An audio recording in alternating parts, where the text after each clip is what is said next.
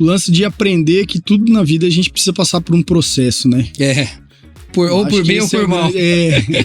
Tem dois tipos de dor, né? O do arrependimento ou da disciplina, né? Exato. Você escolhe qual você quer sentir. Então, acho que esse é o fundamental. Por mais que a criança talvez ali vai... quero estudar, pai, vou fazer outra coisa. Mas é valioso demais esse processo que ela passou, o entendimento, né? Do trabalhei e mereci.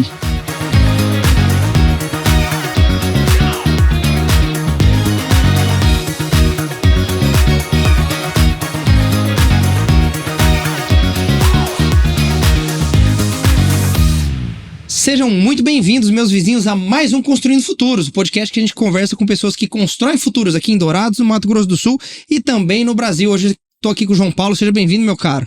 Obrigado, Vitor, pelo convite. Convite especial aí, a gente tá sempre, as duas empresas se conversando sempre, mas a gente nunca sentou pra conversar, né? Exato. Muito feliz pelo convite. Que bom que você tá aqui. Me sinto bem honrado por estar aqui, eu acompanho o trabalho de vocês tem algum tempo. E confesso que é inspiração pra mim. Obrigado. Acho muito legal. E vamos lá, né? Pro bate-papo. Bater um papo bacana.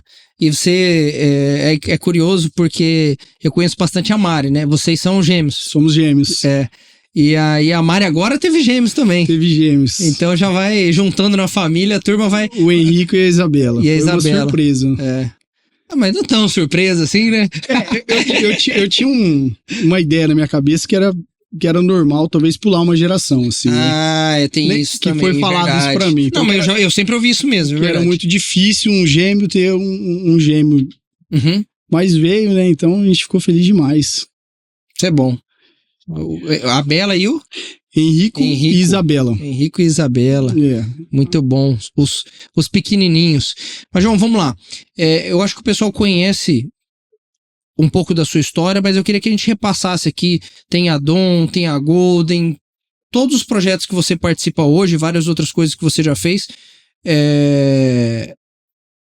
Como começou a Dom? Vou pegar por ela, porque assim, é um projeto que eu acompanho muito. A gente estava conversando um pouquinho antes aqui, eu sou meio aficionado por negócios. Então você vai entendendo como cada negócio funciona. Como que surgiu a Dom? Que momento você entrou? A Dom, quem fundou a Dom, quem criou a Dom, foi o Zé Maria, né? Certo. E essa empresa ele tem há bastante tempo. É uma empresa que ele montou na época para organizar eventos esportivos, organizar algumas corridas, algumas equipes de arbitragem, enfim. E na pandemia, naquele momento que ficou mais crítico e parou tudo, o Zé alugou um lugar para dar aula de beach tênis e futevôlei. E eu já conheci o Zé Maria do futevôlei, a gente já jogava futevôlei junto, ele era meu professor, a gente treinava no clube que ele trabalhava lá, futevôlei, e quando fecha o clube a gente passa aí treinar lá nesse novo local. E a Dom começa com futevôlei ali e o beach tênis, mas logo o beach tênis, eu falo assim, engoliu o futevôlei, assim, o crescimento foi muito rápido. E eu acompanhei tudo aquilo, porque eu acabei também indo pro beach um pouco, né, presenciando isso. Treina futevôlei ainda hoje ou não? Ainda a gente joga. Treinar não mais, mas a gente joga. Só diversão.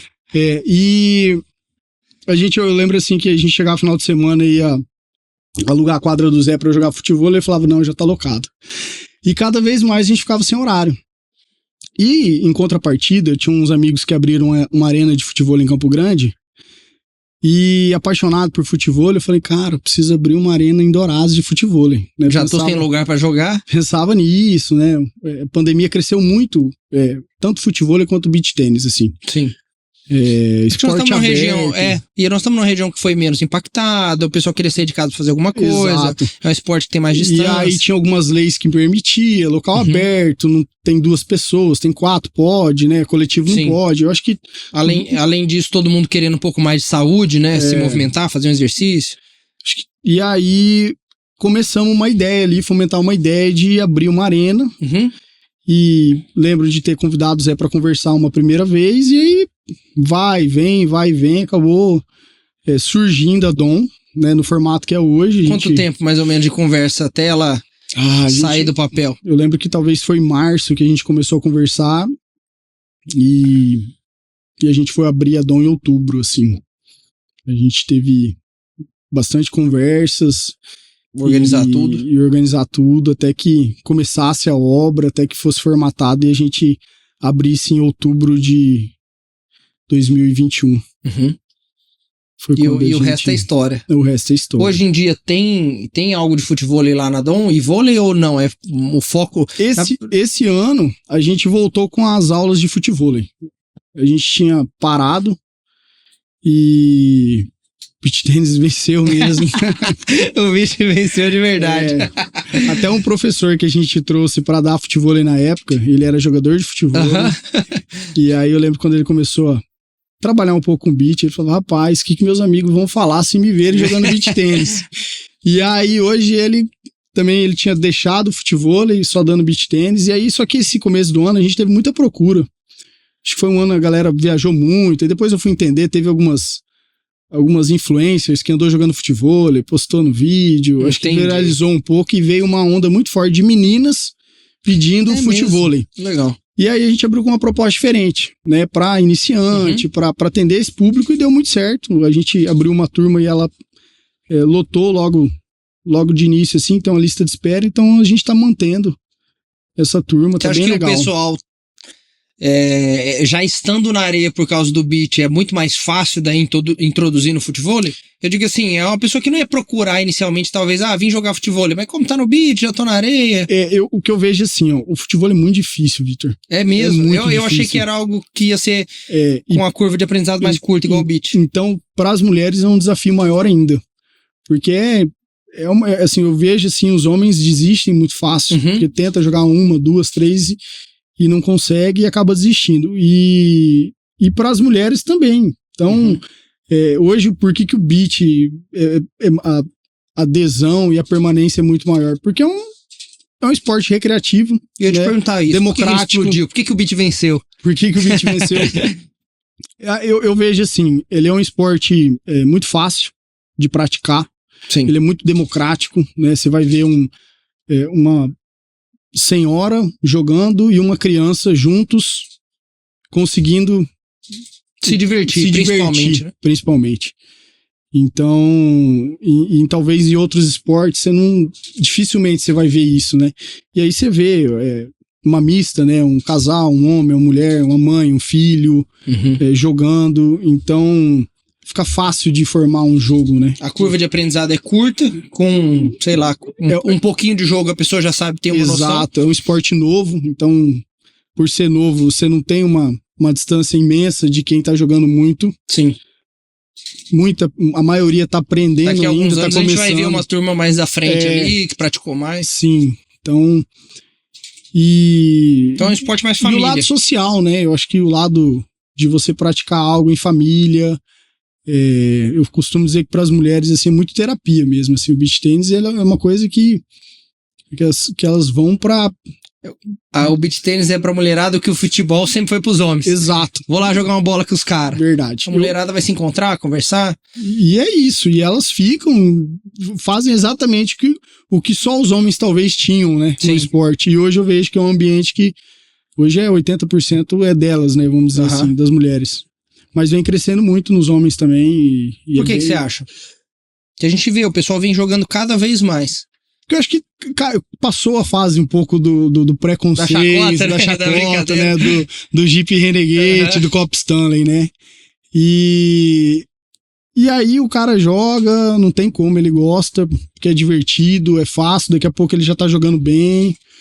E é uma resenha saudável, assim, junta com a família, a esposa tá lá, a namorada tá lá, filhos. E eu acho que isso fortalece mais ainda o ambiente, né? E futebol é assim, né? Vamos fazer uma comparação. Se não tiver 10, 12, 20, não sai um jogo. Exato.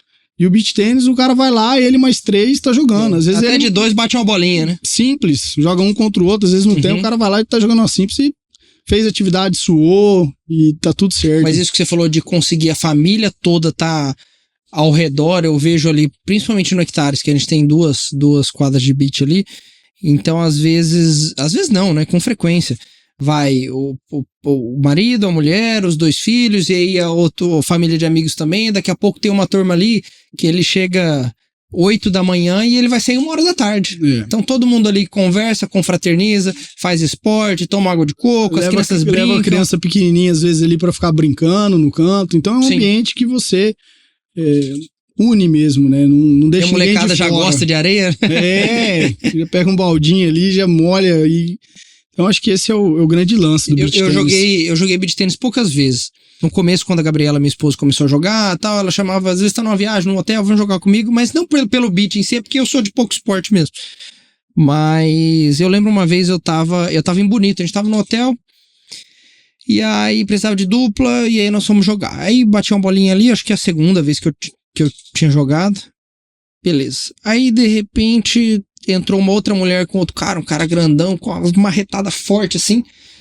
E aí, falei pro cara, pô, quanto tempo você joga? Eu falei, não, primeira vez que eu tô jogando. Então aprende muito mais fácil. De repente, terminou o dia, as mulheres subiram. Não sei se foi, eu não lembro se foi pra arrumar as crianças. Não sei que a mulherada saiu, ficou lá, os 4 homens jogando, porque foi substituindo. Sim. E aí, na hora que a gente foi ver, ninguém nunca tinha jogado direito na vida, mas tava ali se divertindo já tava batendo bola.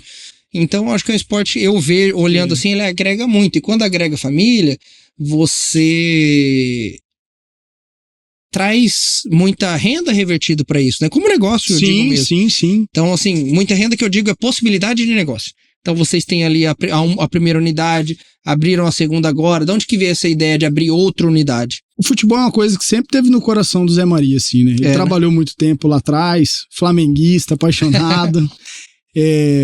Os filhos dele jogam. E a gente brevemente já tinha comentado algo sobre o mercado, né? A gente, claro, focado muito em esportes na areia. Mas apareceu mais uma oportunidade, né? A gente teve uma conversa com um profissional hoje que toca o futebol pra gente, que é o treinador. E a gente estava projetando em começar esse projeto no clube, fazer uma escola Dom. Legal. E acabou que apareceu um parceiro, que é o Rodrigo, né? Lá da Magu. Rodrigo Pavel. Gente boníssima. Gente boa demais. E a ideia dele era fazer só beach tênis, né? A ideia, né? Ele veio com a ideia do beach, então. E o filho dele joga bola. Joga bola, exato. E aí a gente falou, Rodrigo, a gente tá com um projeto aqui. E se for para tocar esse projeto junto, a gente topa. Porque acho que aí vai fazer sentido. Sim. Lá tem espaço, né? Uma estrutura coberta. E aí ele topou, acreditou no projeto. A gente começou lá em dezembro do ano passado a mexer de fato. Em março a gente começou o projeto, né? Escola de Futebol da Dom. Legal. E estamos felizes demais. Assim. E agora é Escola de Futebol da Dom. Isso, que Dom antes era esportes na areia, né? Agora a gente agora estamos ainda... tá diversificando. Exato. Como é que tem sido a experiência? Porque o futebol é paixão nacional. É assim, é tudo novo pra gente, mas é incrível de ver, né? A gente tá participando de 2 torneios com a molecada. Tem o time sub-8, sub-10 e sub-13. Então eu tenho acompanhado um pouco quando eu posso. E de ver, né, os pais, a mãe, o pai acompanhando, levando, incentivando. E desde, né, não só no jogo, no torneio, né? Ali no momento do treino, do começo ao fim, os pais babão, assim, né? Vendo a criança se desenvolver, treinar, jogar. Tem muita a parte da disciplina que o esporte traz também, né? Não, com Porque certeza. Daí a gente tá falando, acho que são 2, apesar de esporte, acabam virando 2 negócios diferentes. Você tem o beach tênis que tá ali os adultos. Com certeza. Jogando, treinando, evoluindo, e agora para as crianças já é outro negócio. Já é outro negócio. E assim, até como intenção, vamos dizer. Porque o beach tênis, ele, em maioria, principalmente para nossa região, ele é muito recreativo ainda. Sim. Então você tem turmas, treinamentos, mas de forma recreativa. Pessoas que estão ali para fazer uma atividade física, para jogar, para se divertir. Pouquíssimos querendo ser profissional, querendo ter isso como uma profissão, como vida. E já no futebol, você percebe que as crianças já vêm ali trazendo um sonho em muito maior quantidade de ser, de fato, um jogador de futebol, né? Sim. Então são poucas que talvez estejam ali de forma tranquila. Não, eu tô aqui de forma recreativa, eu nem gosto. Pra fazer um exercício físico, porque o adulto é isso. Quero fazer um exercício, quero me movimentar. Exato. Então é uma diferença grande, né? Pra você lidar com São isso. Paulo, no Flamengo, no tá Palmeiras. Sonhando com isso, né? Então tá treinando, tá jogando, tá pensando onde que o pai vai levar pra fazer um teste, peneira. Então é um mercado que tá assim cada vez mais aquecido nesse sentido, né? De oportunizar a molecada pra ir fazer peneira, jogar. Então essa é a diferença, né? Eu acho que a seriedade que acaba sendo você lidar com o sonho da criança e do pai e da mãe também, né? Porque eles acabam alimentando esse sonho, sonhando junto. E então acho que talvez... Acho que o Brasil sempre foi muito bom em criar esses talentos do futebol também, né? Você vê igual agora, indo até a níveis... A gente teve a final da Champions, né? Sim. Essa semana, e aí tá lá o Vini Júnior, acho que eu vi até, eu não acompanho muito futebol, acho que até cotado pra ser melhor do mundo. Tem o Endrick que tá uma promessa muito grande. Aí tem aqui da nossa cidade, tem o Ferreira, tem o João Paulo. O João, o Ferreirinha. Então a gente sabe criar esses talentos bons, né? Sim, não, o futebol, o Brasil ainda é o celeiro do mundo, né? Mesmo que talvez a gente não passe o melhor momento, porque eu falo assim, o brasileiro se acostumou mal, né? No futebol. No que você fala? No futebol, né? Ele se acostumou mal no sentido de querer sempre ser muito melhor que os outros. E chegou um momento que a gente parou de ganhar, talvez, ali, né? Sim. E começou a ter que lidar com isso, né? Mas ainda assim, os jogadores, né? O tanto que a gente revela, né? Vamos dizer assim, a gente forma. Exporta pro mundo é absurdamente maior que qualquer outro país, vamos dizer assim, né? Hoje ali na Dom... Como é que é? Dom Escola de Futebol? Tem a Dom Esportes na Areia e a Dom Escola de Futebol. Aí a gente na parte do futebol, vocês atendem crianças de que idade? Como é que funcionam as modalidades? A partir de 6, né?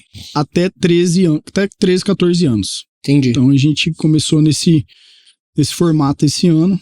Então a gente tem... Por que até 13, 14? Tem a mudança de idade? É porque eu não entendo muito futebol. Mas a mudança dessa idade, ele já vai jogar em outro lugar? Ou ele já para de fazer... Ou ele vai pro profissional ou ele para? Como que... Foi mais uma questão estratégica de negócio. E começou agora, né? Começou. Por quê?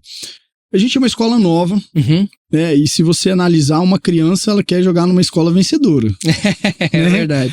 É verdade. Não tem como... Os pais também. Os pais também vão colocar o filho numa escola que já tem... Tá ganhando campeonato. Disputando, participando. E a gente... esse treinador, ele já tinha um trabalho, o Gutierre, com meninos mais novos, né? De personal. Então a gente...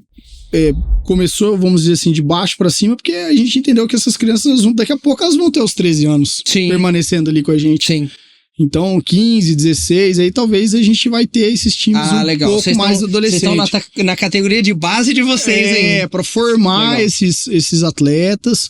E também porque quando chega ali 13, 14, geralmente eles estão indo embora já. Sim. Quem quer, de fato, tentar levar isso como carreira profissional, né? Então eles procuram, pai vai achar um clube pra mandar, pra treinar, enfim. É legal isso, né? Vocês enxergam o negócio como algo de longo prazo, não é? Vou abrir uma escola ali, vou fazer a matrícula da molecada, vou ganhar um dinheiro aqui, não. E você tá falando pra mim isso antes de começar a gravar.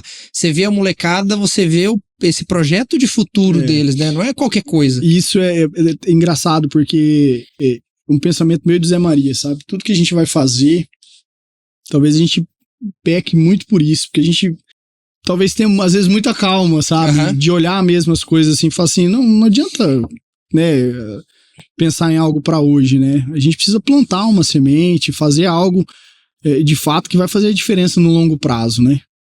Então a escola de futebol é isso. A gente imagina que é um processo que vai demorar, a gente não vai conseguir ser uma escola de referência boa, talvez uma das melhores da região em um ano, né? A gente precisa fazer um trabalho, precisa passar por esse processo e pegar essas crianças aí de 6, 7, 8, 9, ensinar elas a jogarem bola, né? Passar fundamento, disciplina, para quando elas tiverem de repente 11, 12, 13, elas as que querem seguir de fato estejam preparadas. Não é só juntar um monte de moleque e vamos começar a jogar, né? Exato, leva tempo. Exato. A nossa vontade, de fato, é entregar algo diferente, né? Então, chegar a esse profissionalismo, mesmo que seja para crianças, né? E você falou que o professor que tá lá com vocês, ele já tem essa experiência também de condicionamento físico, tem não só a parte do futebol. Tem, porque ele veio de um clube profissional, trabalhou com futebol profissional, então ele vem com com esse perfil mesmo de não jogar uma bola pra molecada lá e falar, segue o jogo, dá o passatempo. Claro, né? Que os meninos se divertem, mas aprendem junto com isso também, né? Exato. Então é pra treinar futebol de verdade, não é pra brincar. Eu falo assim, é bonito de ver o treino, porque eu falo, cara, parece que tá falando com um profissional mesmo, assim, né? As criancinhas, tudo... É legal, né? É legal de ver. Eu vejo isso, tô meio folgado aí, mas eu faço jiu-jitsu. E tem o treino das crianças, tem o dia do treino das crianças, que o treino dos adultos é logo depois. Então a gente chega um pouquinho mais cedo e fica olhando a molecada ali. Se divertir. Mas é interessante que como eles, crianças 5, 6, 7, 8 anos, o esporte vai formando uma pessoa ali disciplinada, que ouve, que entende também uma hierarquia autoritária. Pô, tem um professor, ele vai falar, eu vou ouvir, vou aprender, vou tomar uns puxão de orelha às vezes porque tô fazendo errado. Frustração, vou perder. O lance de aprender que tudo na vida a gente precisa passar por um processo, né? Ou por bem ou por mal. Tem dois tipos de dor, né? O do arrependimento ou da disciplina, né? Exato. Você escolhe qual você quer sentir. Então, acho que esse é o fundamental. Por mais que a criança talvez ali quero estudar, pai, vou fazer outra coisa, mas é valioso demais esse processo que ela passou, o entendimento, né? Trabalhei e mereci. E falando de criança, eu tenho 3, você tem 3. 3 meninos. Só que você tá numa fase que eu ainda não cheguei, né? Que é a adolescência. O Pedro é mais velho, né? O Pedro faz 15 amanhã. Amanhã. Amanhã faz 15 parabéns. anos. Pedro tá um ano e um mês, veio pro beach tênis. Então hoje ele trabalha com a gente. Esporte, não? Ele era do futsal. Ah, legal. Queria ser jogador de futebol também. O beach venceu de verdade. Ano passado teve um torneio em Bonito. E aí eu levei ele nunca tinha nem jogado. Eu tinha brincado assim, mas ele foi jogar com a prima dele e tomou um pau lá, assim, perdeu feio e voltou revoltado. Vou aprender a jogar beach tênis. E aí agora trabalha com a gente, coloquei ele pra trabalhar com a gente. Legal, isso é bom, hein? Isso é muito bom. Então ele passa de segunda a sexta, 4 horas da tarde lá, auxiliando o Zé Maria, fazendo aquele trabalho de dentro da quadra mesmo, né? E tá apaixonado, né? Participando de campeonato. Final do ano passado foi pra Copa das Federações, representar o Mato Grosso do Sul na Sub-14. Pô, que legal. Então, tá dedicado e agora começou a me encher o saco se quer ir embora jogar beach tênis. É mesmo? Vou ter que lidar com isso ano que vem. É que eu falei, os desafios seus são já diferentes do meu, a turma já tá mais avançada. E aí eu tenho o Eduardo, que tem 9. O Eduardo mora em Balneário Camboriú. Faz 9, na verdade, dia 10 agora. Legal. Vou lá fazer uma visita pra ele, aniversário dele, segunda-feira que vem. Muito bom. E o Miguel, que tem 7, que mora aqui. 3 meninos. 3 meninos. Eu achei que eu ia ter 3 meninas. Aí veio uma menina primeiro e depois veio 2 moleques. Aí já começou a aparecer bola, carrinho dentro de casa. Que é engraçado, né? Como eu tinha a experiência da Betina primeiro. Então tem a boneca e tal. E a gente em casa só tinha brinquedo de menina, porque só tinha Betina. Quando vem menino, você vai comprando os brinquedos aos poucos. Eu não vou pegar um bebê de 2 meses e vou dar um Hot Wheels na mão dele. Tem um processo, né? Então tem aqueles brinquedinhos de criança lá, que é meio unissex, né? O negócio que bate, o chacoalhinho, um carrinho ou outro, mas aquele carrinho amarelinho, né? Cara, o moleque vem com o aplicativo do carro instalado nele. Ele gosta de mexer com o carro, ele gosta de chutar a bola. Os dois, hein? Nasce pronto, parece, né? Como que pode? O Romeu, que é o mais novinho, tá com 1 ano e meio. Ele passa na rua, assim, ele... Carro. O negócio dele é ver carro. Como é diferente. E como é que é, por exemplo, o teu relacionamento com o Pedro, que já tem uma idade mais avançada, já entende, joga contigo, tá ali no negócio contigo. Como é que é ser pai de adolescente? Eu falo assim, o Pedro talvez essa relação com ele seja o que mais me fez crescer nesses últimos 2 anos, assim. porque essa entrada da adolescência e essa relação faz a gente amadurecer muito pra conversar. Eu falo assim, né? Eu preciso liderar meu filho, né? Ser um mentor dele, né? Nessa idade não é manda mais, né? Exato. E eu digo assim, esse lance da tecnologia, do celular, da informação, dificultou demais pra gente que é pai, viu? No começo é fácil às vezes, né? Mas depois você vê que isso acaba tornando difícil, porque toda a informação tá lá, né? É você contra o mundo todo, né? A gente precisa tomar muito cuidado sobre isso. Então, a gente tem uma relação incrível, assim, a gente é parceiro pra tudo. Ele é um menino excepcional, assim, muito, talvez, responsável pra idade dele. Isso é bom. Tem muita seriedade no esporte. E, claro, né, como qualquer outro adolescente, quer se divertir, tá descobrindo as coisas, né? A gente precisa frear às vezes. Dá uma desviada no caminho às vezes. Ô, rapaz, não é por aí não. Hoje cedo a gente... É engraçado, hoje cedo a gente saiu pra andar, né? Antes dele ir pra escola, fomos andar ali no Imaculada. E aí o Oswaldinho pegou e passou e buzinou, João, tal. E aí ele foi na exposição esses dias. E eu vim embora. Fui, levei ele, né? Fiquei um pouquinho, não aguentei, vim embora dormir. Descansar. E aí 5:30 da manhã, um monte de gente me ligando, eu não vi. Tava no Não Perturbe. E aí um amigo dele levou ele pra casa e eu acordei quando ele chegou, né? E aí esse Oswaldinho amigo me ligou, né? Falou, João, o Pedro tá mal aqui, tá? E hoje ele passou e buzinou, falou, e aí, melhorou, Pedro? O Pedro nem sabia quem que era ele. Eu falei, mas pesa na cabeça, né? Eu falei, tá vendo como que é? Você tá vendo como que é? Eu falei, então... Primeira vez que saiu, né? Eu falei, então acho que a gente passou por isso, né, Vitor? Exato. Isso que eu acho que é mais... Eu penso muito assim, nas crianças, apesar de estarem pequenininhas, a gente passou por isso, né? Então, eu falo assim... E demos trabalho, né? E aí, eu tenho uma estratégia, né, de um tempo pra cá, que é sempre acolher, trazer pra mais próximo, né? Independente da cagada que faça, da vontade que tenha, mas assim, que esteja perto de mim... E que eu acolha isso, porque ele precisa passar por algumas coisas, errar para amadurecer também, né? Não adianta a gente privar de tudo, impedir tudo, não querer que faça as coisas. O que a gente pode fazer é dar o nosso máximo, mostrar, falar. Exato. E do outro lado, a hora que a corda estourar, dar suporte. Mas ele é um menino... Fazer, como é que é, encarar as consequências, né, do que aconteceu, mas dar suporte. Mas assim, esse lance dele tá focado no beach tennis tem facilitado ajuda, muito, né? Porque a vida dele é ficar ali comigo, sabe? Final de semana ele quer jogar, final de semana ele viaja pra jogar, então... Ocupa o tempo e fica muito... Tem outros adolescentes assim no beach que tem essa pegada com frequência? Hoje tem o Gabriel joga com ele. Também tá... Tem alguns meninos ali de 14, 15, 16 que estão... tem um amigo dele, o Rafa, que 17 quer jogar também. Pegaram gosto do negócio. Eu falo assim, a galera mais velha não, né? De forma todo mundo recreativa e tal. A gente já foi nessa época, né? Mas essa moçada aí, os kids, os MM, a gente fala, né? Eles têm bastante gente que quer jogar, né? Tem os meninos aqui, igual o Mussa foi embora. Sim. Tem gente querendo ser jogador e tal. Então, acho legal. Que tá acontecendo bastante isso. Legal de ver. É um processo evolutivo. Sim. Nós já falamos da areia, agora vamos falar da água. Você trabalha com piscina também.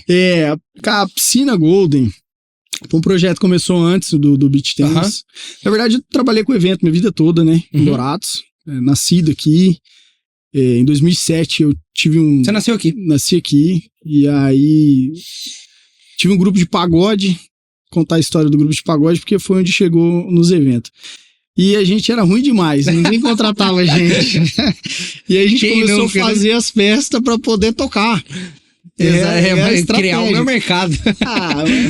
Aí, cara, e aí foi dando certo. E aí esse lance de organizar as festas ficou pra mim. Ficou, o grupo acabou e as festas ficaram. E as festas ficaram. Em 2007 eu abri um bar, chamava Skol Bar. Depois em 2010 virou Dom Bar e Club, por coincidência. O mesmo nome da Dom, mas não tem nada a ver com a história da Dom. Engraçado. 2013 eu abri a Tex. E nesse ano, de 2007 até 2019, quando eu comecei a parar, e fui parado pela pandemia, né? Sim. vamos dizer assim. Minha vida foi no entretenimento, evento, show business, festa eletrônica. E a pandemia acabou com tudo. A pandemia literalmente parou, sabe? E aí eu vinha num momento assim de talvez buscando algo novo, pessoalmente, sabe? Que é muito tempo com a mesma coisa também, né? Sim. E em 2018 eu comecei assim mesmo estando ainda com os eventos, na época tinha balada, fazia os shows, festas, eventos, tinha empresa de som e iluminação. Só que eu buscava algo novo, assim, né? É difícil parar, é difícil deixar alguma coisa que você fez a vida toda. Ah, não, você imagina? Você sente segurança, você fala, pô, eu sei fazer isso, sou apaixonado, será que eu vou começar o quê e tal? E ficava buscando isso. E aí em 2018 começa essa mudança pessoal para poder, de fato, fazer uma transição. 2019 eu vendo a Tex para os meus sócios. E aí, em 2020, quando eu começo a pensar em fazer evento, vem a pandemia e, de fato, finaliza aquele ciclo ali. Porém, eu falo, a gente é apaixonado, né? Quando volta, tem uma volta da pandemia ali em 2021, dá uma janela. Teve umas janelas de não, acabou, não, voltou. Acabou, voltou. E aí bate na porta muito forte, né? E aí a gente lembra que a gente fechou o show da Marília Mendonça pra fazer, quando teve essa janela. E aí eu acho que um mês antes dela vir, aconteceu Fechou acidente e tal. Ah, não, foi quando aconteceu o acidente, eu lembro. Aí marcado. A gente substituiu por Maiara Maraíza, que elas o Gui Guilherme. Se comprometeram a cumprir a agenda e tal. E aí teve um ano de 2022 que eu ainda voltou e foi eu fiz... 2021 o acidente da Marília? Final do ano de 2021. Faz tempo. E aí, 2022, eu passei, eu acho que o ano mais sem paz da minha vida. Porque o que aconteceu? A vida toda a gente teve equipe, teve um escritório, pessoas que trabalhavam. Quando veio a pandemia, tudo isso acabou. As pessoas... Não tinha como manter, né? Teve algumas pessoas ainda que foram atrás de fazer alguma coisa clandestina, trabalhar de forma ilegal e tal, mas assim, eu preferi, de fato... Acho que foi um momento que eu fui, de fato, atrás de outra coisa. Que era uma coisa também que ninguém entendia no começo. Exato. Vai assumir risco, não vou? Difícil. E aí, nesse 2020, foi quando veio a ideia da loja. Eu conheci uma marca por um tio meu que... E aí fui ver números, estava crescendo muito o fato de piscina dentro de casa por conta da pandemia. Né? As piscinas, explodiu assim, a quantidade que aumentou de piscina residencial. O cara ficava em casa, falava assim, olhava pra dentro, criança em casa, não tem o que fazer. Colocar uma piscina, né? E querendo ou não, nesse calor, você vê o calor que a gente passou esse ano aí, a região não tem praia aqui, né? A gente não tem um balneário, um rio, alguma coisa que... E aí eu encarei, você também sem saber nada, e a loja em setembro vai fazer 4 anos. Que legal. E a loja... A gente até é legal, a gente passa por um momento de mudança, porque... Isso agora? Agora, recente. Eu tomei essa decisão mês passado, com o Pablo, eu tenho um sócio lá, e a gente vai migrar um pouco pro digital, essa história da piscina. Como assim? Mas vamos voltar um pouquinho. A Golden Piscinas ou é Piscina Golden? Piscina Golden. A Piscina Golden, o que vocês fazem lá? É mais produto, é mais serviço? São os dois? É os dois hoje. A gente... É uma loja de produto químico para piscina e acessórios. E a gente entrou muito nessa linha de dar treinamento, de ensinar como se faz uma manutenção. Porque é um mercado... Mas vocês dão manutenção também ou não? Não. Entendi. A gente treina e ensina. E é um mercado gigantesco, né? Porque se aumenta a piscina, quantos piscineiros a mais não vão ter que ter? Exato. E aí eu falo assim, a gente chega nos lugares para tentar sanar um problema ali, resolver... E a maioria das vezes é a falta de informação, é a falta de processo, né? Então, essa ideia de ser um comércio passou também a ser um prestador de serviço, né? Então, e a gente anda muito bem no digital, assim, por conta do formato que a gente faz, as captações, os vídeos, a comunicação. Sim. E esse mercado, assim, vem chamando muito minha atenção de um tempo pra cá, sabe? Burocracia do Estado, empreender... Você fala mercado digital, mas na parte de treinamento. Também. Tanto de venda como treinamento. Ah, legal. Então, como a gente tem uma distribuição ativa já, a loja, eu sou um distribuidor também, eu já tenho alguns clientes no estado, a gente resolveu focar em ficar na distribuição, então, e trabalhar de forma online, vamos dizer assim, né? Eu vou atender o cliente, vou entregar o produto pro cliente, mas eu vou ter um depósito em vez de ter uma loja. Porque hoje assim, eu percebo, Vitor, as pessoas não querem mais sair de casa para ir numa loja comprar um produto de piscina, sabe?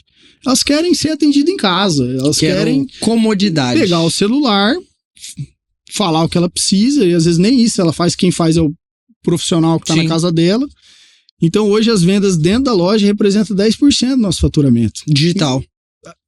Dentro da loja. A pessoa que entra dentro da loja representa 10% apenas. A pessoa física que tá ali, entrei na loja fisicamente. 90% é WhatsApp, Instagram, são clientes fixos que a gente tem de condomínios, clubes, lojistas que compram da gente para revender. Então, há algum tempo eu venho falando isso, trazendo essa discussão sobre treinamento, ensinar o próprio piscineiro a de fato usar o produto, fazer os processos, porque é um mercado que, em maioria, cada um aprendeu ali na tentativa do acerto e do erro. Não tem formação. Você pega lá um piscineiro, eu quero aprender a ser piscineiro, onde que eu vou? Hoje não tem no mercado. É a necessidade, Não tem. E hoje, vamos falar, hoje um salário mínimo aí é, sei lá, 1.400 e alguma coisa. Sim. Hoje, um piscineiro com 10 piscinas, o cara faz 3 contos por mês. Sim. Eu tenho piscineiro que cuida de 40 sozinho. Entendeu? Sim. Então eu falo assim, é um lugar que tem muita oportunidade, que falta ainda profissionais, e hoje a gente tá entrando para talvez atender essa demanda de treinamento, de ensinar, então é um projeto novo que a gente vai tá transformando isso, mas que a gente tá muito animado, assim, porque a gente tem muita piscina em Dourados. Muita. Vai ter mais. Pelos terrenos que eu tenho vendido, vai ter sempre mais. Se depender da São Bento, vai ter bastante. Vai ter bastante, né? E eu falo assim, a piscina, o único jeito do cara não usar cloro é se ele tem alguns outros tratamentos e tal. Não, mas, assim, mas mesmo os tratamentos, eu sei que alguns que mesmo com ozônio usam uma quantidade de cloro. Mas eu falo, o cara muda de casa, mas a piscina fica. E quem for pra casa vai ter que assumir. E ele vai pra uma outra casa. E é uma coisa que é interessante, que a gente que é do mercado imobiliário ouve falar, ele vai fazer a casa dele. Se ele não fizer piscina, porque também tem toda uma questão de público, né? Quem tem maior poder aquisitivo, tem a condição de fazer a piscina e tal. Então vamos pressupor que a gente tá falando desse pessoal que já tem esse hábito da piscina. E eu acho que cada vez quem tem menos poder aquisitivo tá dando o seu jeito pra fazer a sua piscina também. Com certeza. Mas enfim, se ele não for fazer, ele vai deixar o espaço pra fazer. Ele já se programa para um dia fazer. E às vezes a gente escuta falar também, por exemplo, não, tem aqui a piscina, a gente nem usa tanto, mas se não tiver piscina, depois eu não vendo a casa. Então, a piscina virou aquele negócio que tem que ter para um padrão de imóvel específico. Sim. E aí tem uma outra coisa, a piscina ela tem que ter e ela tem que estar limpa. Sim. Porque se ela não tiver limpa, ela acaba com a casa inteira. Eu digo, você vai receber uma visita. Não. Ontem nós estamos gravando na segunda, né? O pessoal ouve na quinta, mas nós estamos gravando na segunda. Domingo à noite, eu cheguei em casa, a gente tinha viajado e tal. Eu falei, cara, vou fazer uma sauna. E eu tô morando na casa do meu pai, tô morando lá de favor. E aí, ficou pronta a casa ainda? Não, a minha ainda não, quase, tô na finaleira. E a casa é muito espaçosa, tal, a gente tá lá. E ele tem uma sauna a vapor, que a sauna ela é daquelas que ela dá dentro da piscina. Então tem a piscina comprida, a sauna fica no final. Então tô ali na sauna. E aí tem uma capa que fica fechada, eu abri a capa e fui à noite organizar as crianças pra dormir, dei banho, eu deixei a janta pronta, a Gabriela ia dar a janta e fazer dormir, eu falei, vou pra sauna, vou dar uma relaxada domingão à noite. O Prenha quer fazer um macarrão pra gente depois. Cara, eu abri aquela capinha assim, na hora que eu liguei a luz, aquela piscina limpinha, dá uma paz de espírito, aí você faz a sauna, entra na água gostosa. A gente até usou várias vezes como exemplo Hectares para comentar sobre isso. Você acha que alguém que tem uma casa no Hectares vai admitir uma piscina suja? Não tem como. Não tem, entende? Ele troca o piscineiro. Ele troca o piscineiro. Porque dependente se ele usa ou não usa. Exatamente. Se ele entra ou não. Mas... Ele é um item de paisagem. Então, por exemplo, o Benedito Abud, quem faz o projeto pra gente, quem desenha a piscina não é o arquiteto. É claro que o Benê é arquiteto paisagista, né? Mas no escopo, é o escopo de trabalho do paisagismo. Pra compor. A piscina é paisagismo, ela é visual. Ela tem um... E aí eu falo. Só que, diferente do paisagismo, ela não pode estar verde, ela tem que estar azulzinha. Então tem que estar impecável. Tem que estar impecável. Então o profissional tem que estar lá pelo menos 3 vezes na semana para deixar impecável. E hoje, para esse estar impecável, claro, tem que ter produtos de qualidade, mas a diferença principal é o profissional. É o profissional. Eu imagino, é isso mesmo? E aí vocês estão cada vez mais investindo nessa parte de treinamento de treinar e ensinar isso, porque é um processo técnico, né? Não tem... Você precisa fazer os cuidados ali, seguir uma série de processos técnicos para fazer a piscina ficar daquele jeito. Então, não é uma coisa que tem um segredo enorme, mas precisa ser feito, né? Sim. Precisa, que você falou, se não for bem feito, e todo mundo já teve o problema daquela piscina que não deu, ou o próprio piscineiro, pô, não tá legal, tem que trocar. Cara, e você recebe uma visita, ou você mesmo, você tá em casa, porque que eu falei, a piscina ou ela é uma coisa mais linda do mundo, ou ela é um pântano, né? Eu digo assim, mesmo que não esteja tão suja, você olha e fala, puta, não tem que estar legal, né? Não tá bacana. E aí o que acontece? A gente fala, não tem assim, faz isso que dá certo em todas. Não. Cada piscina você acaba tendo que tratar de forma diferente. Né? Porque a água muda. Se a piscina pega mais sombra, ela reage de um jeito. Se ela pega mais sol, ela reage de outro. Se tem uma plantinha, de repente, no jardim que cai na água, também já vira outra coisa. Então, isso tudo você precisa entender para fazer. Essa tem que fazer o processo desse jeito. E até o revestimento muda o tipo de tratamento, também, né? Até se a pedra tem uma pedra Sim. tal que a alga gruda mais nela, eu preciso entrar com um choque diferente. Então, tudo isso. Inverno, verão, água aquecida ou não. Entendi. Água aquecida é um cloro, água... é diferente, então. Tudo isso. E acaba que se você não faz isso de uma forma personalizada, vamos dizer assim, né? Essa piscina é assim, eu preciso... A água turva muito rápido, né? Qualquer coisa já suja, não mantém limpa.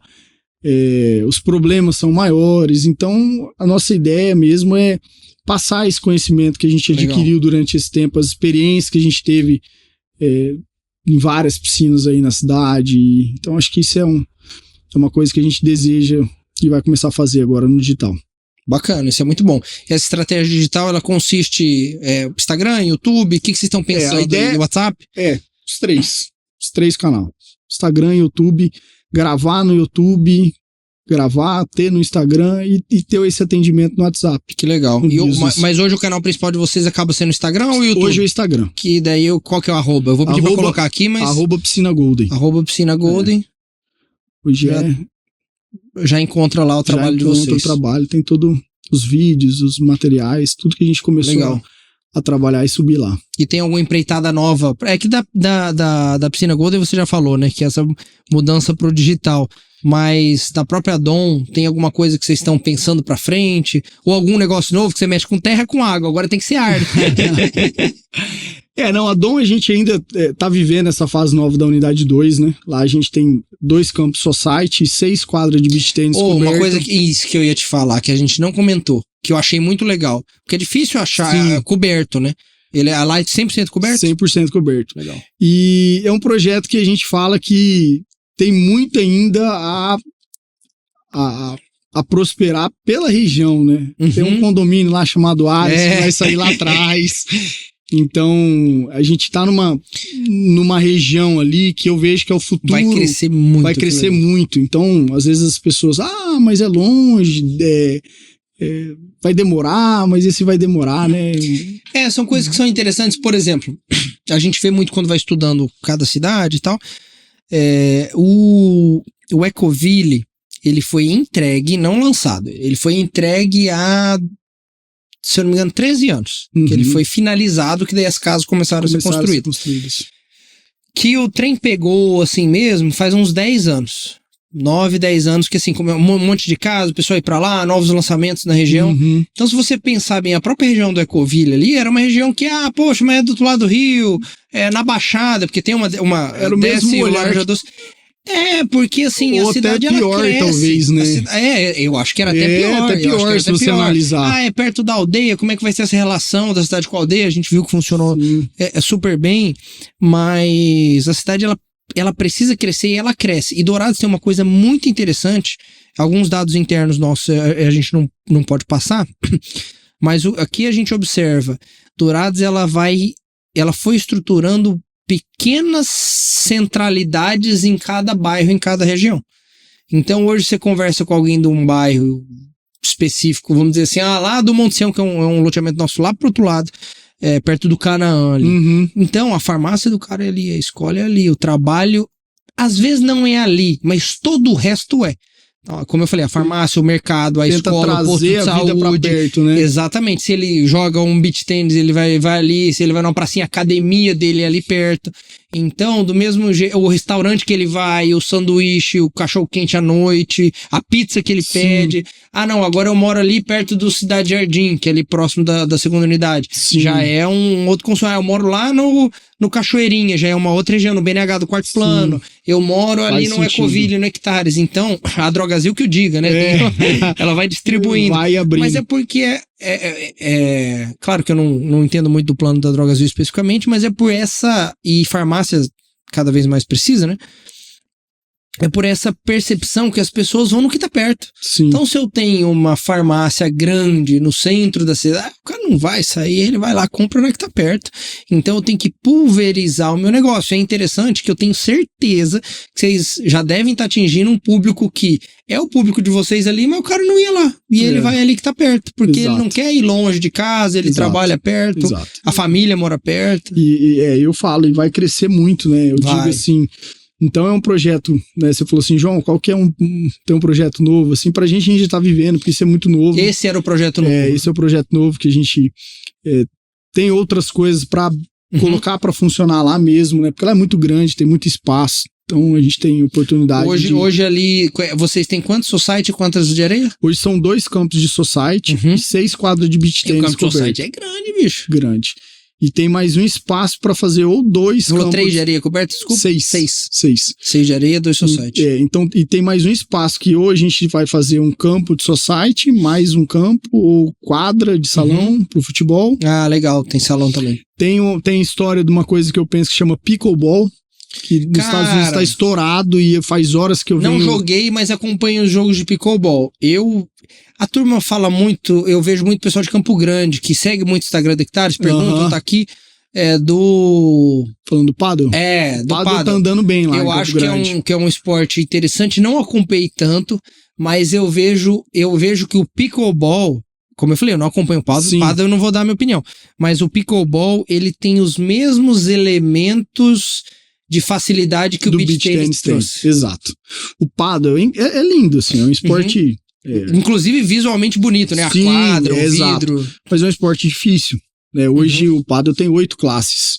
Talvez ele se compare ali com o tênis. Exato. Eu digo na complexidade, na competitividade. Então, você até troca uma bola, mas para você subir um nível, você precisa... Você não vai ver uma veinha fazendo no paddle. É um esporte que tem em média 80 troca de bola para cair um ponto. Beach tênis tem 20. Sim. Então... é muito mais difícil. E o pickleball, também nunca joguei, mas venho acompanhando há algum tempo. O crescimento dele nos Estados Unidos foi uma coisa absurda. E a gente tem uma tendência de seguir muita coisa dos americanos. Assim, eu falo, talvez...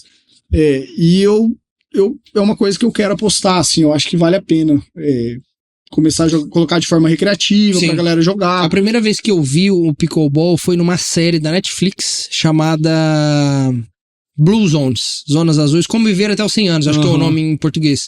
Porque eles falam desses centenários, as zonas centenários, e aí tem uma nos Estados Unidos, uma cidade que tem bastante centenário, uma cidade que a gente fala dessa turma de centenário, você imagina lá, interior da Itália, Grécia, Japão, mas não, tem uma cidade lá cosmopolita, com prédio, com tudo, e tem uma taxa de longevidade legal.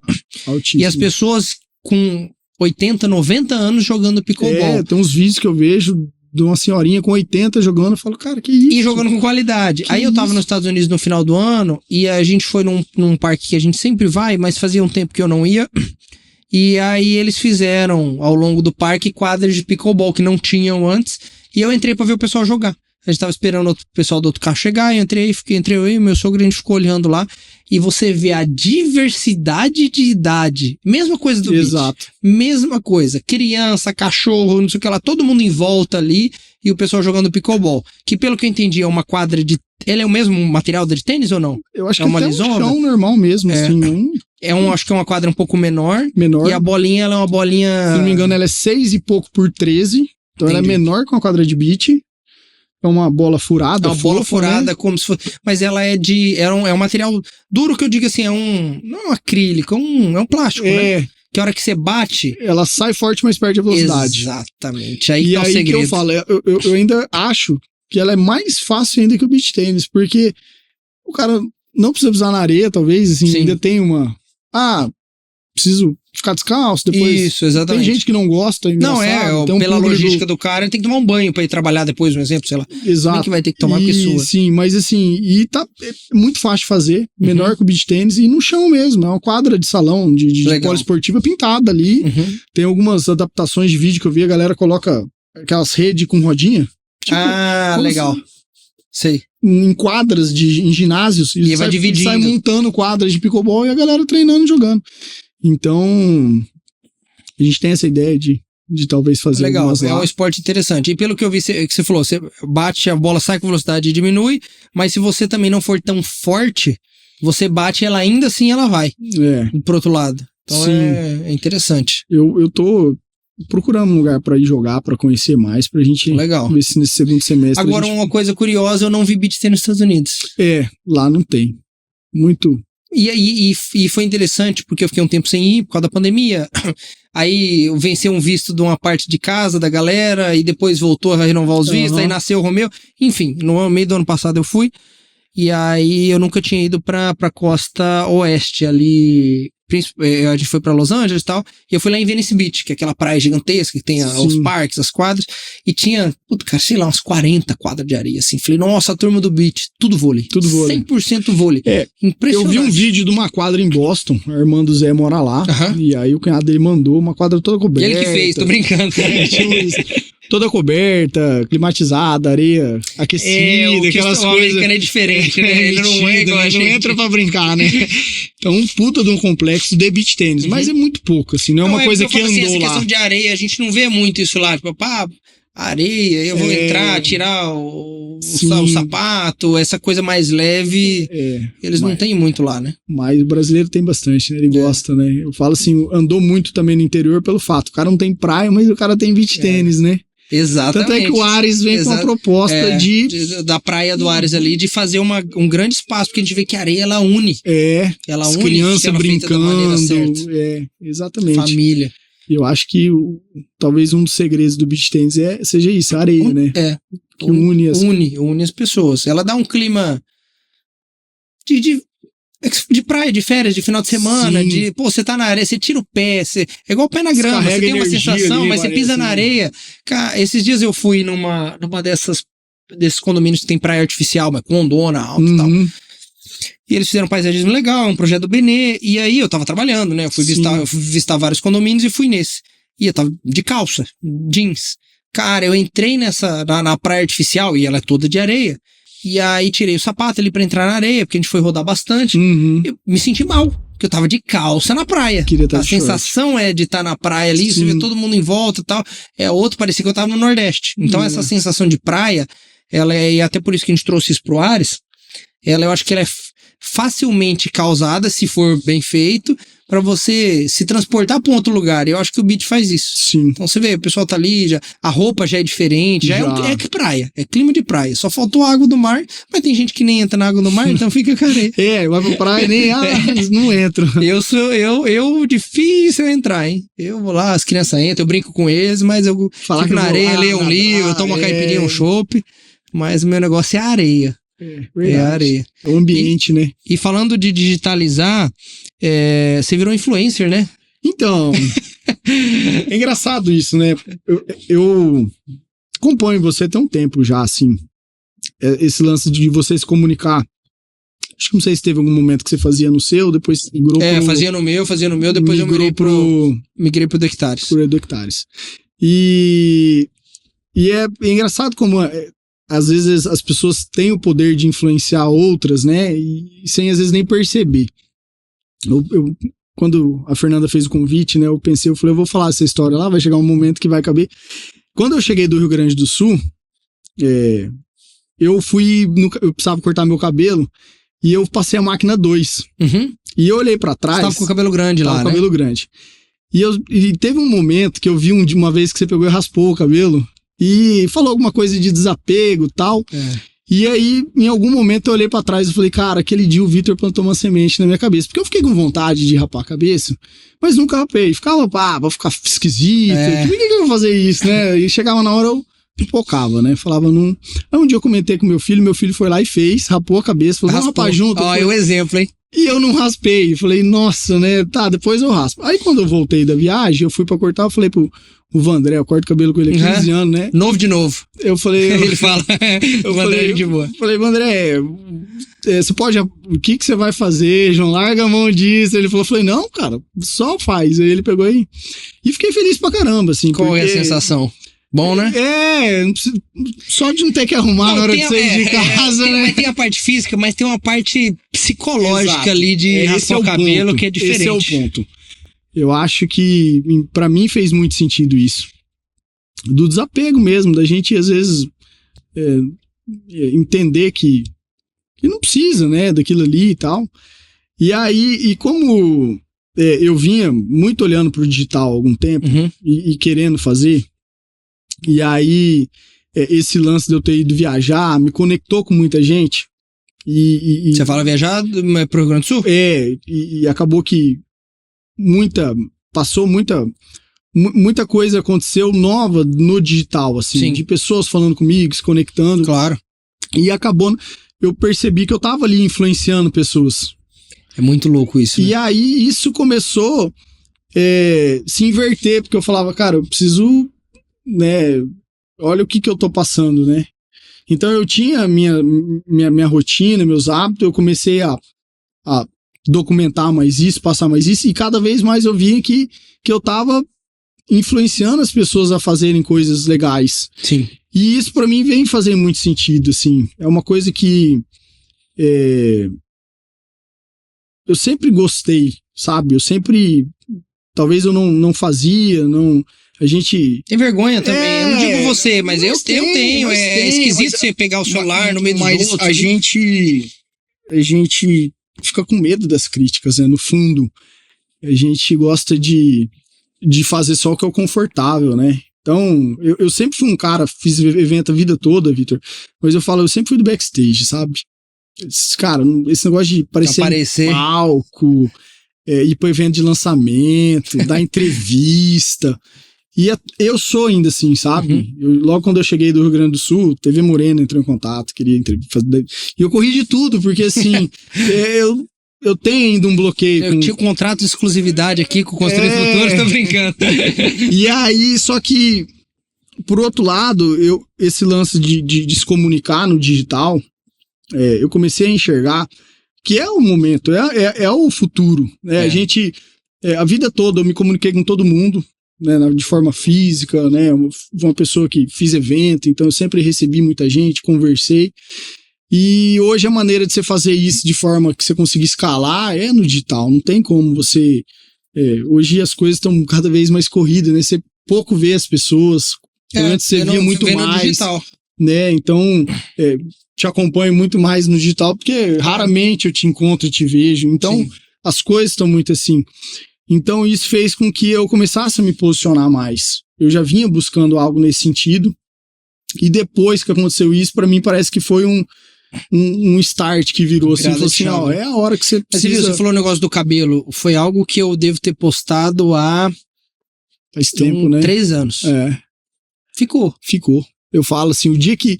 engraçado, né? O dia que eu lembrei, né? E aí o dia que eu recebi o convite, eu falei, cara, ó, como que é esse lance? Ciclo. E eu falo, porque assim, tem vários exemplos, né? Eu recebi muitas mensagens assim que impactou muito minha vida. E todo dia eu recebo. Você fala positivos? Positivo, todo dia eu recebo. Quantas visualizações tá o vídeo, você sabe? Passou de 2 milhões de visualização. Então, é gente de tudo que é lugar do Brasil e do mundo. Sim. me chamando, enviando uma mensagem positiva, perguntando uma coisa que eu postei. Isso que é legal, você cria assunto, né? Exato. Então, assim, a pessoa começou a ler o devocional que eu leio todo dia, começou a ler eu faço uma leitura bíblica todo dia. Então você começa a ver que as pessoas começam a se conectar com você e todo dia vira uma troca. Entende? As pessoas vão se... Quando é coisa boa, né? Coisa ruim também, mas vão se alimentando. Por exemplo, a gente tava pra gravar e tal, e aí eu comecei a acompanhar um pouco mais seu Instagram, e aí você tá lá, academia. E eu tô faz 1 ano praticamente sem treinar. E eu falei, cara, preciso voltar pra academia. Amanhã eu tô voltando pra academia. E aí você vê, uma coisa boba, mas me lembra... Eu não te acompanho faz tempo no Instagram, e fiquei ali uma semana pra ver, pô, você às vezes puxa um assunto de uma coisa e outra que viu ali recente, mas um lembrete de algo que eu tenho que fazer, que você tá fazendo, putz, não, tem que treinar, tem que estar na academia. Então, as pessoas procuram fontes boas pra beber, e se a gente puder ser uma boa fonte, entendeu? Igual eu acho que, por exemplo, aí voltando um pouquinho, né? Igual o vídeo que viralizou ali, e foi engraçado, porque eu vi primeiro, eu não sigo, eu esqueci, eu não sei o nome do cara que gravou, o Brian, eu não sigo ele, mas eu sempre aparece vídeo dele pra mim, porque eu já vi alguns e assim, putz, o trabalho que o cara faz é lindo, tem a questão da calamidade ali, mas ele faz um trabalho com idosos, principalmente. Eu gosto muito de ver o vídeo dos velhinhos, que você vai aprendendo coisas da vida, né? E aí apareceu pra mim antes de eu vir em WhatsApp, em nada. E eu falei, cara, olha, você vê como que as coisas são, que o mundo vai girando e que as energias boas vão sendo transmitidas, né? Mas pra não deixar o povo muito no escuro, você você tem ascendentes gaúchos, né? Você meu de origem pai gaúcha. E meu avô eram de Quaraí, Rio Grande do Sul. Quaraí. E aí começou a encher de água tudo lá e de repente... Não é de repente, é que a gente tá de fora vê que é de repente, mas já estavam acontecendo as coisas lá, né? Já vinha acontecendo. Eu não vinha acompanhando muito, não tava aquele negócio de ficar o dia todo bitolado, assim, porque eu evitava mesmo, assim. Porque senão você fica... É muito negativo, querendo ou não, muita coisa ruim acontecendo. E aí... Teve o final de semana lá que teve o lance do show. Eu tava no Rio, eu fui pro UFC, não fui pro show. eu tava no show lá da Madonna. E aí aquilo ali... Mas eu falei pra Gabriela, todo mundo show da Madonna. Domingão, todo mundo. Passou do meio-dia que o pessoal acordou, o assunto mudou. E aí foi ali, mais ou menos, que eu criou aquela revolta, assim, sabe? Falei, cara, o que tá acontecendo e tal. Aí passei a ver mais, né? E... Na segunda, tem um amigo meu daqui que mandou uma mensagem. Falou assim, João, tô querendo entrar no carro e ir pro Rio Grande do Sul. Vamos? E aí, na hora, eu falei, vamos. Assim, tocou o coração de um jeito diferente. Sei, assim, foi uma coisa... E aí, as consequências disso foi uma coisa... Você ficou quantos dias lá, João? A gente, entre ir e voltar, ficamos 8 dias. E aí, mas, por exemplo, vocês tinha algum lugar pra ficar? Como é que foi? E assim, a gente nunca conversou sobre isso, nada. E eu não sei nem se a Fernanda conversou ou não, mas eu não tenho nenhuma informação. Então eu vou descobrir junto aqui. Vocês foram no escuro. Ele falou, me convidou, e aí eu peguei e falei, vamos, só que ele tinha uma... Ele tava pra ser júri dia 14, na outra quarta, numa audiência. Ele falou, João, só que eu preciso dessa liberação, porque a gente vai na sexta, aí pra eu voltar na terça é muito pouco. Claro. E aí ficamos pendente disso, até sexta-feira o juiz deu essa liberação pra ele, assim, no último momento ali. E aí nisso eu conversei com um colega meu, com um amigo meu, Júnior, que foi participa daqueles movimentos legendários e tal. E aí eu falei, cara, vamos tal. E ele, não, João, vou ver e tal. E aí ele levou para alguns amigos, fomentou, e ele mais 2, o Milton e o Diego, resolveram ir também. Só que a gente saiu tudo no escuro. Eu fui falar com ele pra poder pegar barraca, kit de sobrevivência. Ele tem o acampamento, né? E ele já tinha... Ele me convidou pra ir pra esse legendário. Falou, João, sua barraca tá separada, eu tenho uma lá e tal. Falei, cara, a gente tá no escuro, não sei onde eu vou ficar tal. Vamos levar atum, pão, água, barraca, se preparando pra ficar acampado, e enfim. E aí saímos daqui na sexta. E no escuro. Mas tinha alguma direção? Tipo, vamos pra tal lugar? Nenhuma. Só nenhuma. Vamos. A gente foi.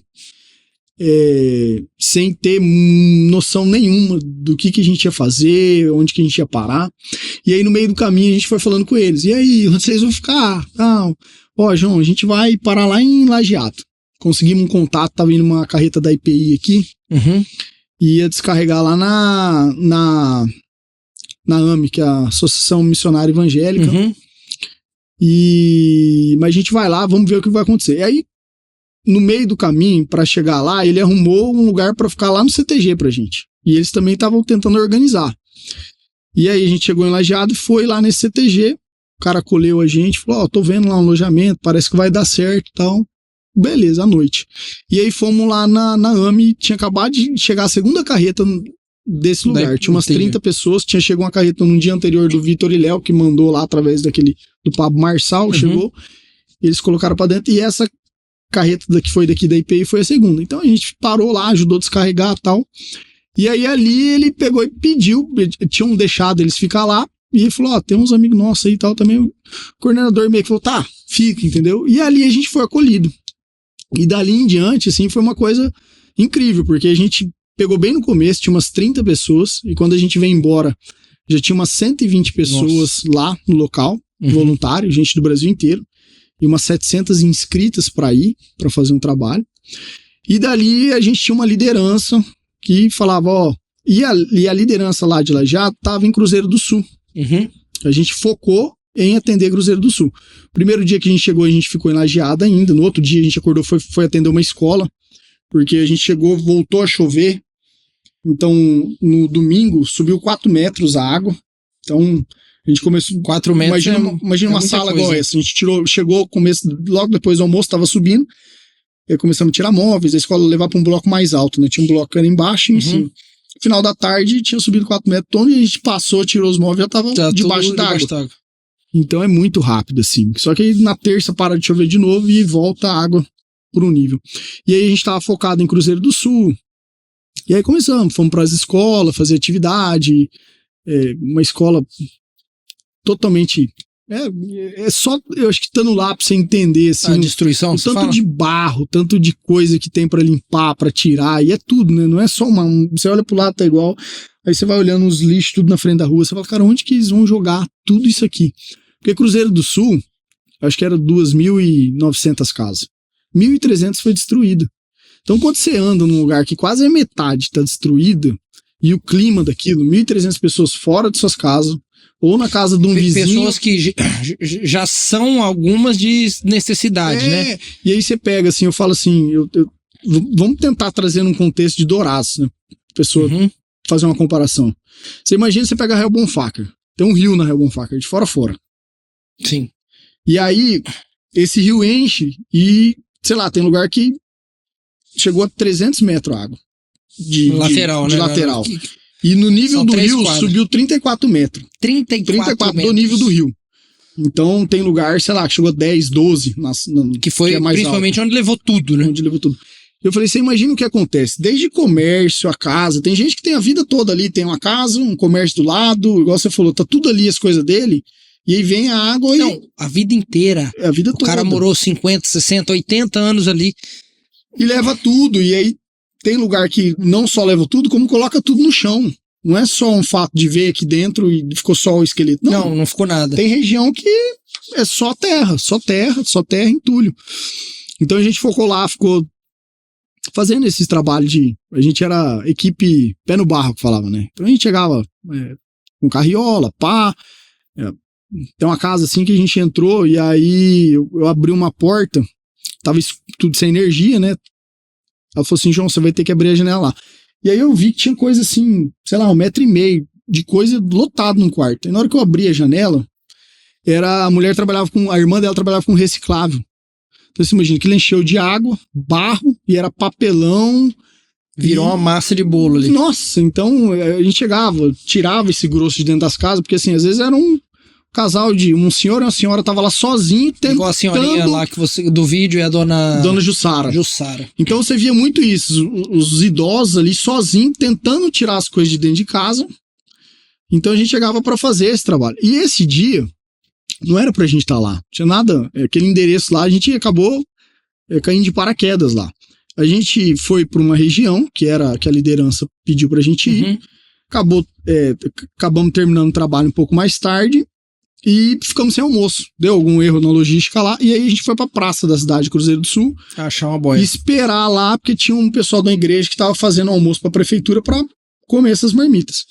E aí nosso grupo tava ali, passou uma senhora e falou: gente, por favor, vocês não ajudam meu marido, que ele tá tentando limpar a casa, nossa casa lá, ele tá sozinho, 79 anos, seu Alessandro. E aí pegamos o endereço, só que a gente não tinha autorização, né? O Zi tava perto, que era o coordenador, falou: Zi, libera a gente pra ir lá, tal. Ele falou: não, beleza, tá bom, vai lá, tal. Então a gente almoçou a marmita ali e procuramos e fomos lá nesse endereço. E aí quando chegou nesse endereço, eu e o Milton saímos pra fazer uma varredura ali, olhar em volta se alguém mais precisava de ajuda. A gente enchia o carro de cesta básica, kit de limpeza, já pra ir atendendo o que desce, né? E aí encontrei a dona Jussara, e eu gosto de gato, né? Ela tinha um gatinho, me conectei com ela por causa disso. Mas e o gatinho? O gatinho tava lá? Tava lá, o gatinho dela. Sobrou ela e o gatinho ficou. E aí eu comecei a dar ração e tal. Ela começou a contar a história dela. E aí a gente tinha descido pra fazer a limpeza na casa do seu Alessandro. Aí eu falei assim: dona Jussara, eu vou vir, a gente vai voltar aqui, vamos limpar. Eu tava com o banheiro cheio de barro, tava precisando de ajuda. Eu falei: fica tranquilo, a gente vai. E tentando passar uma esperança. No alojamento ou... Ela tava ali na frente com os vizinhos. O vizinho tava sentado ali no... Não, mas tava morando dentro do carro. Ela tava morando onde? Ela tava 200 metros tinha um morro que sobe assim, na casa de um senhorzinho. Dormindo. Que deu abrigo ali, que não tinha água enchida. Que é uma subida assim, tinha 2 senhorzinhos também, deu um abrigo pra ela. Tava dormindo no chão lá e entendendo o que tava acontecendo. Porque a água tinha acabado de baixar ali, sabe? Desacreditar e tal. E aí eu falei: dona Jussara, eu já volto. A gente vai só terminar lá, eu vou vir aqui. E aí conversou, me contou a vida dela, a história e tal. E a gente tenta passar uma mensagem de esperança, né? Eu sou muito temente a Deus, então eu tento levar essa palavra de que a gente precisa confiar, né? E ela, né, enfim, se emocionava, falava: eu não sei mais se eu acredito, porque... Enfim, ela tinha passado por uma enchente, não tão grave igual essa, mas que ela tinha perdido muita coisa bem material. E aí depois pegou um dinheiro de um acerto no trabalho, mais um dinheiro emprestado, fez a casa dela, gastou tal. E logo quando ela tinha feito tudo isso, veio e aconteceu esse episódio. A gente volta pra casa do seu Alessandro, termina lá, e nisso o Miltinho tá com um filho doente em Dourados. Ele vai tentar ligar pra Lenise, vai atrás de um sinal. Ah, o Miltinho tava lá com vocês? Tava lá. E ele vai atrás de um sinal lá na rodovia. E aí ele encontra o Brian. O Brian falou: oi, tudo bem? O que você tá fazendo aí? Aí o Milton aponta. Eu tava uns 150 metros pra dentro assim, e falou: a gente tá atendendo ali, ajudando, tal, não sei o quê. E aí o Brian pede pra falar com ele, pra contar a história, porque eu acho que era a segunda história que o Brian ia contar. Ele tinha contado de uma mulher um dia antes, talvez, ou um dia antes, exato. E o Milton fala assim: fala com o Júnior, fala pra outro rapaz. Aí o Brian vai até lá, encontra o Júnior. E o Júnior tava com a camiseta da Aliança, e o pessoal da Aliança tinha passado pra gente que não poderia dar entrevista. Sim. Gravar e tal. Porque tava uma desinformação louca, né? Na verdade, não podia dar entrevista pra algumas redes de TV. Porque eu falo assim, muita desinformação, então se não vai ajudar, não atrapalha. A gente tava seguindo uma hierarquia ali, a gente tava obediente nisso, né? E aí o Júnior falou: não, beleza, só que eu vou lá pegar minha camiseta do Legendários, e desceu pra ir no carro. E isso ele me encontrou saindo da casa ali e começou a conversar comigo. E aí eu já tava meio cansado, assim, não tava entendendo, eu não conhecia ele também, nem imaginava quem era e tal. E aí ele pergunta: eu posso gravar tal, né? Eu falei: pode, né? E aí ele grava, e aí começa a perguntar tal, e depois quando ele termina, aí eu perguntei pra ele, falei: cara, mas qual que é o seu intuito, né? Qual que é? Você não sabe, você não conhece o cara, pode ser qualquer um. O que você tá, né? Aí ele me contou a história, assim, brevemente. Falou assim: nota meu número, né? Eu preciso eu gravei. Aí ele falou assim: eu conto histórias de desconhecidos tal, e faço isso, sou fotógrafo, né? Ele falou: entra aí, is this real? Aí eu entrei, né? Falei: caraca, o cara é estourado, né? Tipo, 1.700.000. É bonito o trabalho dele, muito Aí bonito. eu olhei um vídeo assim, né? Começou a meio cair a ficha. Eu falei, aí nisso ele já tinha se emocionado. Eu falei: você vai ajudar ela e tal, né? Aí ele falou: não tem como não ajudar, né? Eu vou tentar. Ontem eu fiz uma vaquinha, fazer 23 horas.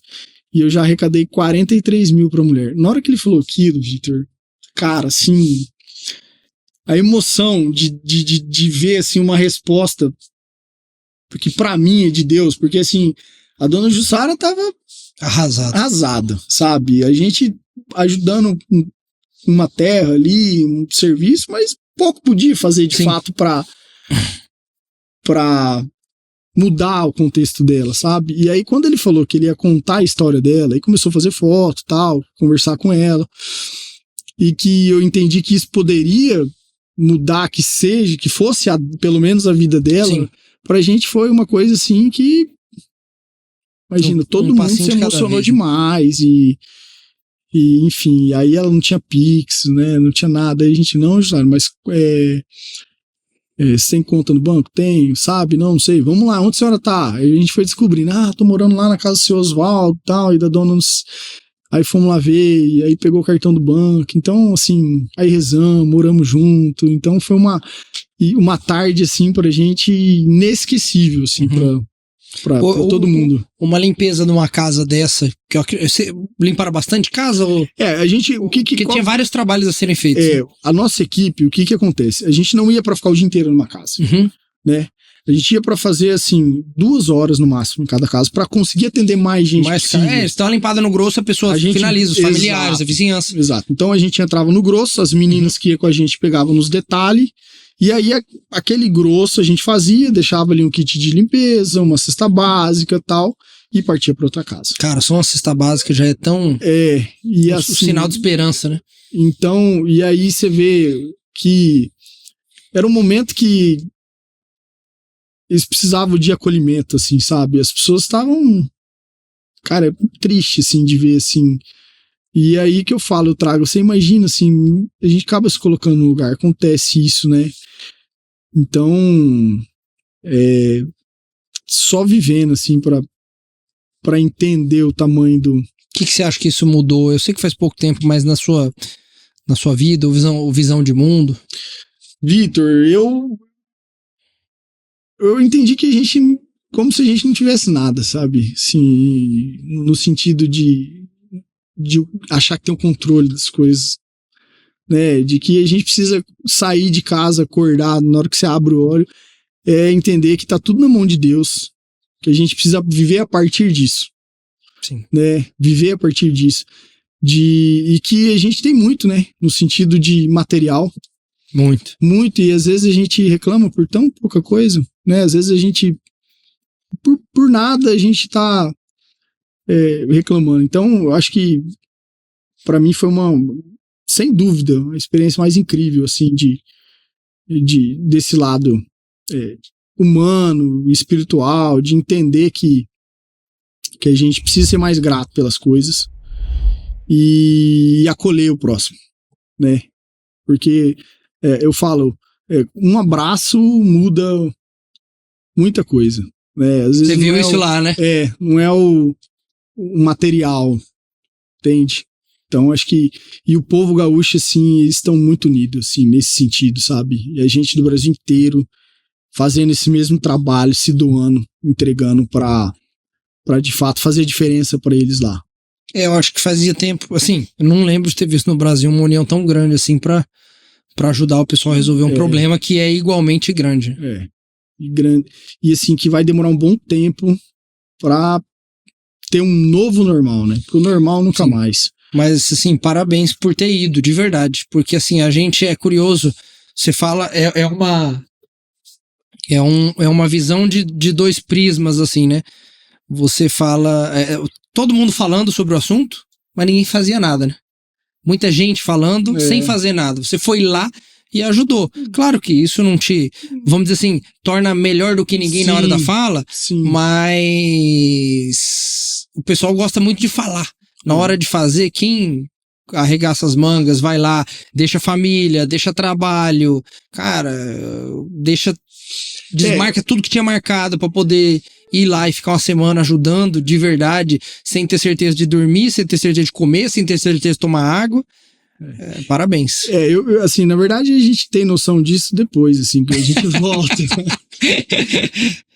Mas é bom, vai na emoção e volta na consciência. Mas porque, igual você falou, assim, mas que me conectou muita gente e que eu achei incrível, assim, foi as pessoas que vieram até mim, pelo menos, de alguma forma estavam tentando ajudar, sabe? Sim. Doando. Não, com certeza. Enfim, a gente acabou influenciando outras pessoas a irem, né, que viu o vídeo, que por conta disso tá lá agora no momento, tem outras que já voltaram, tem gente indo.